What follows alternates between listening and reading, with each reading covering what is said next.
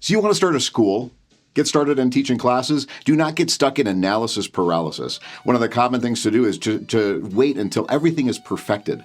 That'll never happen, just so you know. So what we want to do is give you a checklist, and I've made one here for you, where you can go through and get to teaching your first class in 30 days as long as you execute.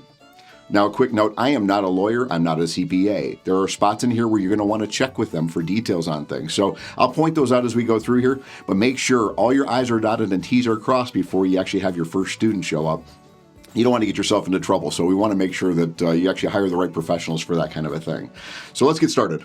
All right, so first thing that we're going to do, maybe something you've already done, is find your school name. You want to do some brainstorming on this, find something that's not been used before. You don't want to come out there and say that you're going to want to, you're going to call it a university or something like that, because it's not. You're not an official institution like that. And so like with ours, Kilroy's Workshop, there's some meaning to it. For me, with Kilroy was here, the World War II character. There was some family history with that as well that plays into that, and I'll talk about that in my story that you can watch here on the Running Kilroy's channel. But find something that's meaningful to you or to your industry, right? Do some Google searches on that. Check to see if the domain name is available. Treat this as a brainstorming session, though, and literally just come up with a whole list and just do some quick research in it. It's a fun exercise to go through. You want to check the USPTO, United States Patent and Trademark Office, to see if somebody else has already trademarked that name. It's a quick search, but go out to USPTO. We'll put the link in here. And you can check that. Also check your Secretary of State site. So with Colorado, I go to the Colorado Secretary of State site and I see if that name is taken. Just quick sanity checks to make sure that that name is available. You can also go out and check the domain name too. Very important. KilroysWorkshop.com was available.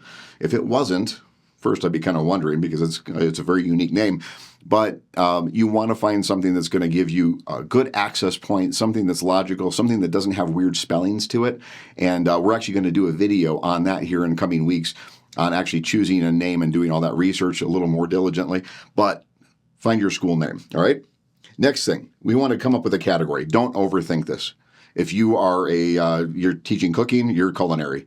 If you're teaching welding, you're welding. So just write down your category there. Your anticipated location. This does not have to be your final choice of where you're going to be, your long-term vision for this. But you do want to actually find the spot that you're going to be teaching out of. And then your budget for the first month. This stuff is not free. As much as I'd like to say you can do this with zero cost, it's not really going to happen. And so outline what money you have to spend. You don't need to overspend it, but find out what you got in advance of it, so you don't get hit with surprises later on. You know you got some constraints there. All right, so I've got an About You section here. Students need to be confident in your abilities. I want to talk about this About You section, though, briefly, because the classes are not about you. The classes are about your student. I've got a video on that. Who's the hero? You want to check that out. Remember that it's about the students coming in the door. At the same time, they need to have confidence in your abilities to teach. You wouldn't want me teaching in a culinary institute. If I'm teaching you how to cut, it's going to be the weirdest thing ever, and you're likely to cut off your finger.